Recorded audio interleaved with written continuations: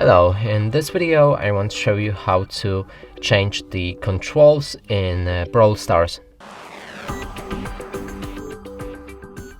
To do this, you'll need to click on the three lines in the top right corner of the screen, head on to the settings, right here click on Edit Controls. You'll enter the training grounds, and now click on Edit Controls again. You'll be able to move the buttons around the screen, change their size. There's emotes, the ultimate button, also the shooting button. There's a power up and the movement button. So that's basically all of the options. Make sure to click on save afterwards. If you want to restore all of the